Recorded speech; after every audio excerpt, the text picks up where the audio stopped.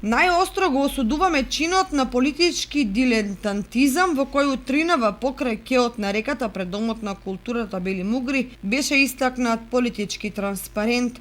Транспарентот со политичка содржина беше истакнат на платно во должина од 30 метри на локација која не е дозволена за политичко рекламирање пред официјалниот почеток на кампањата. Самиот начин на изведување на акцијата, користените материјали и содржината јасно укажуваат дека позади ваквиот облик на политички дилетантизам стојат функционерите од власта кои злоупотребуваат позиција да го изиграат изборниот законник и неказнено да тераат политичка кампања надвор од сите законски, етички и морални норми. Бараме од градоначалникот јавно да го осуди овој настан и лично да се заложи да бидат пронајдени сторителите, началникот на ОВР да ги најде одговорните.